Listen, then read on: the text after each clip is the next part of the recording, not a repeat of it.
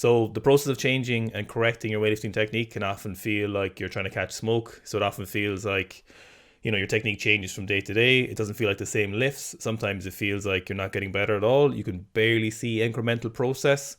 Often it can feel like you're actually getting worse with technique. So we want to take you through the kind of three main processes by which you would improve your weightlifting technique.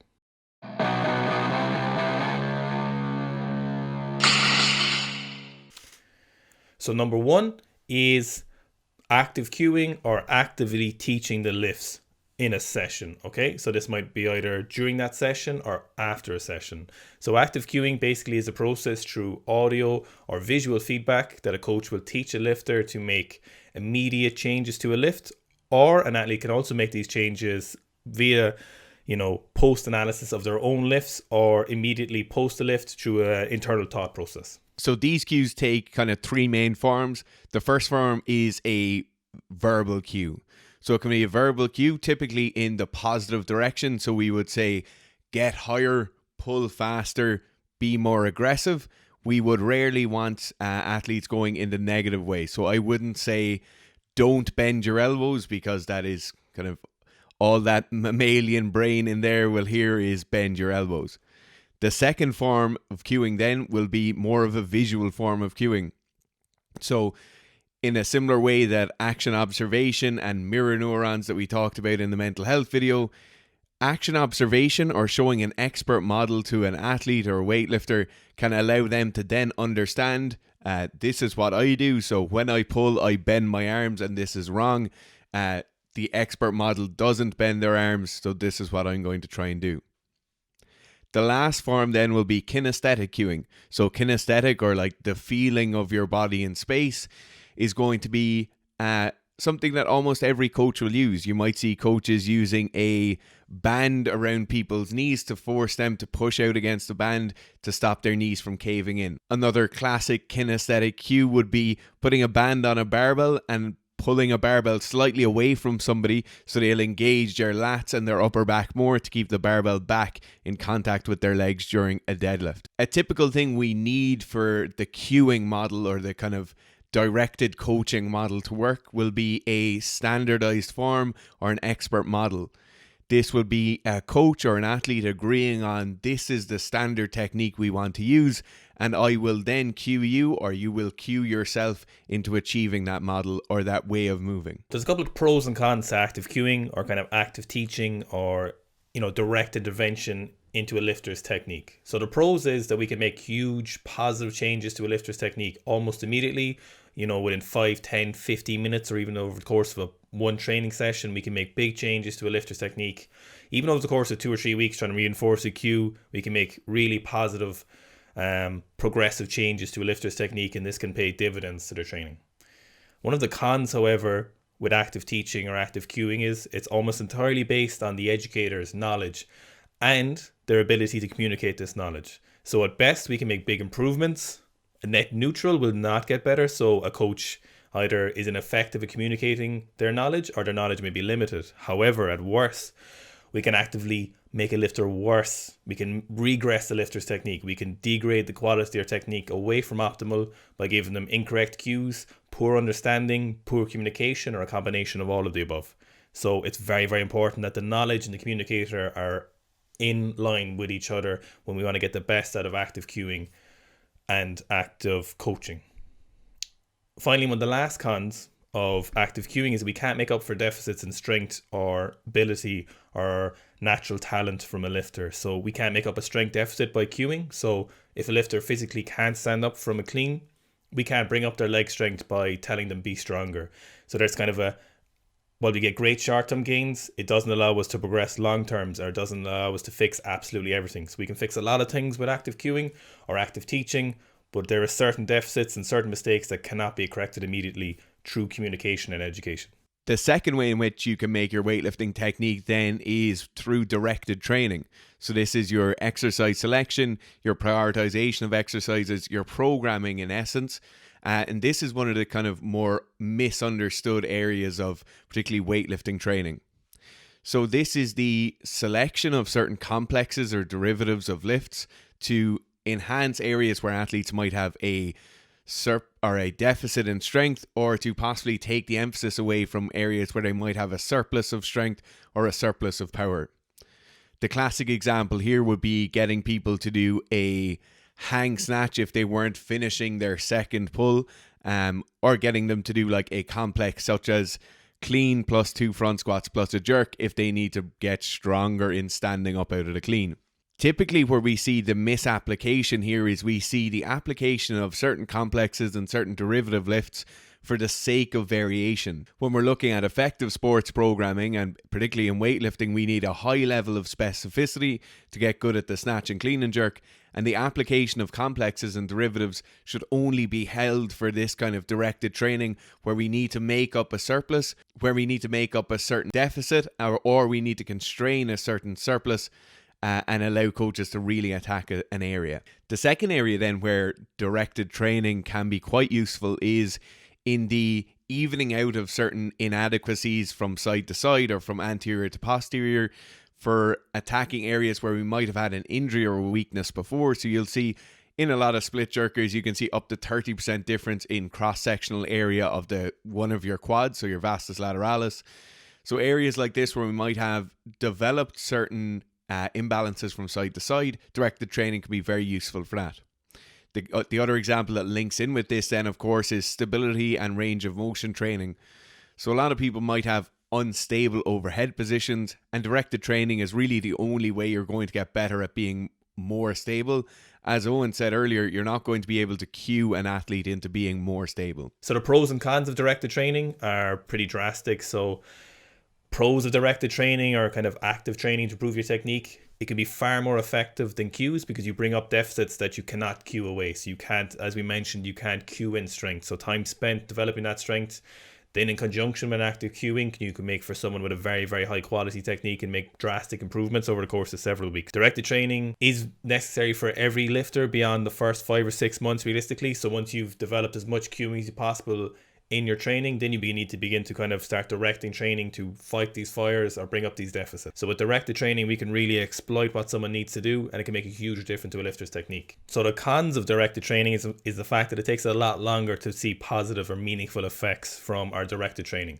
So in comparison to cueing, which we may see instant positive gains within 5 minutes or the next lift or even the course of a session or two, directed training may require several months of dedication without seeing any progress. So that's kind of one of the big cons with directed training.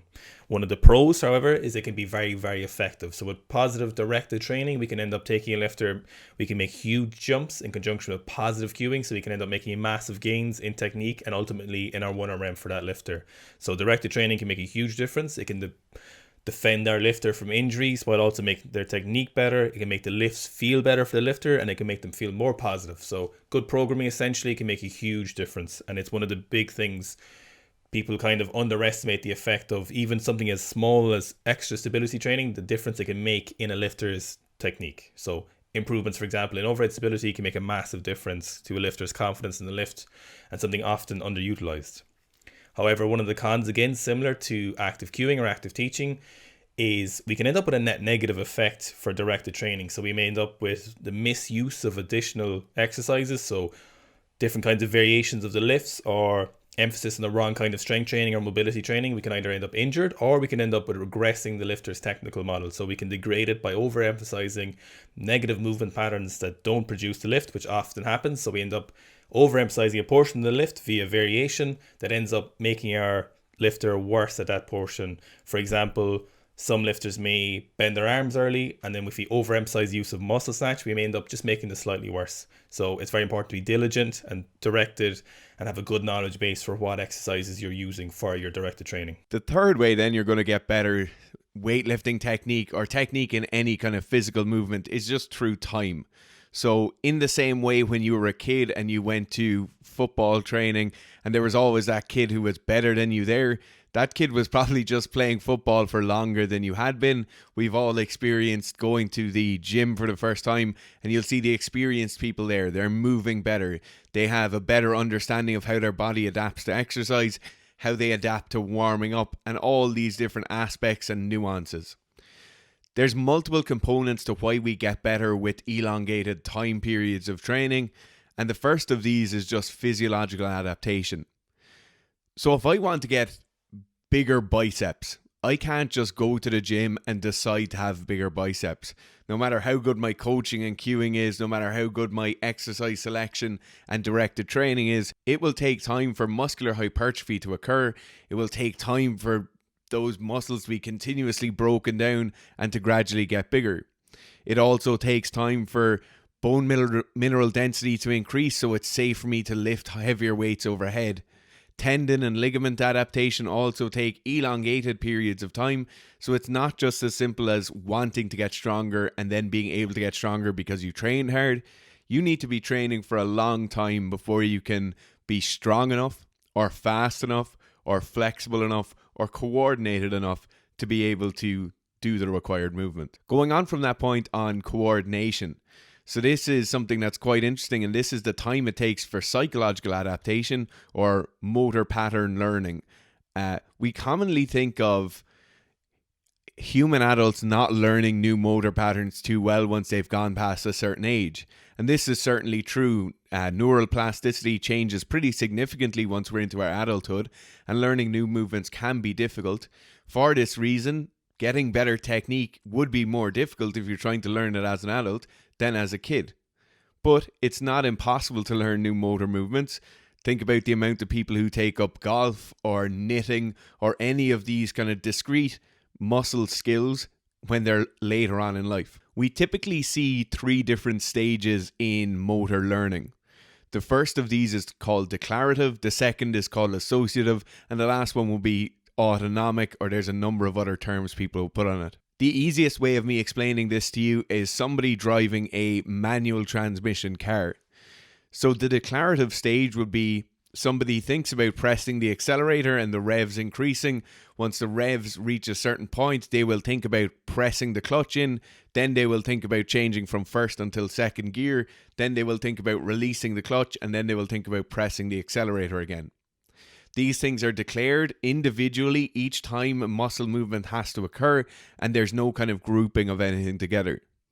This is why you will often see children looking at their feet as they're moving. They will think of one foot move first, and then I will move a second foot, and it appears to be this kind of clunky movement pattern where things don't flow easily from side to side. The second part then is associative. In the same way that the first one is very clunky and there's no flow between the movements, the second stage, where we start chunking motor patterns together, we start to see a bit more flow between the different stages. So if we have the example of someone driving a car again, once they release their foot from the accelerator, their clutch will automatically be pushed in. Once they go from first to second gear, the clutch will automatically come out.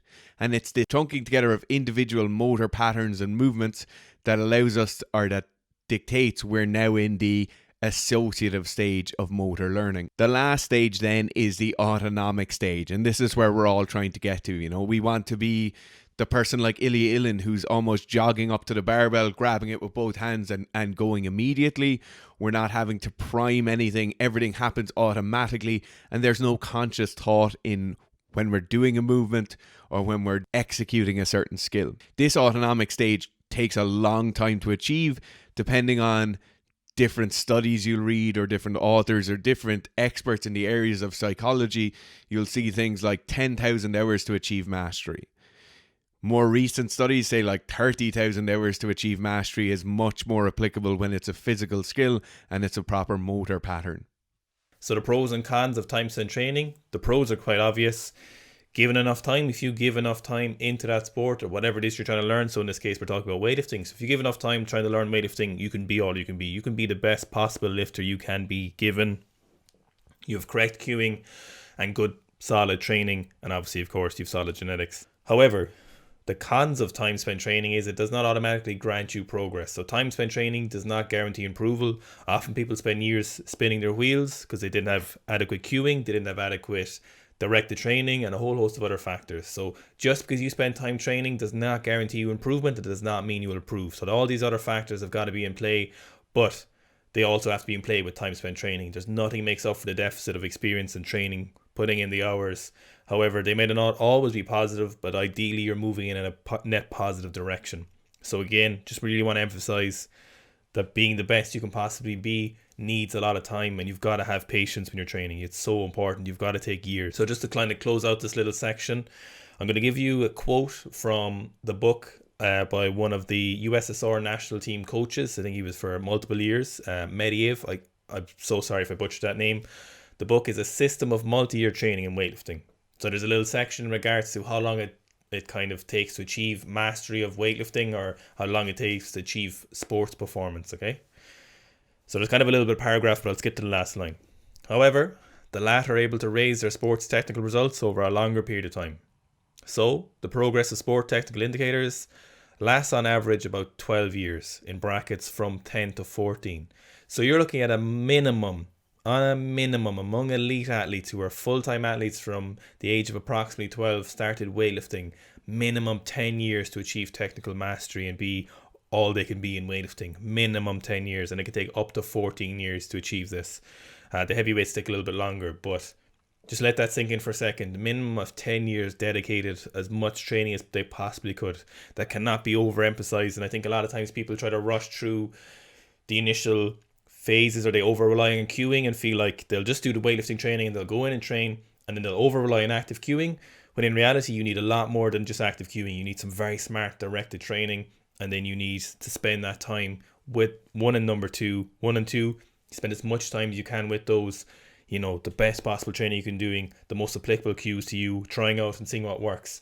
These are so important, and I think they're often overlooked. So cueing is often overemphasized, and then directed training is often either left simmer away on automatic. So it's just kind of left do whatever.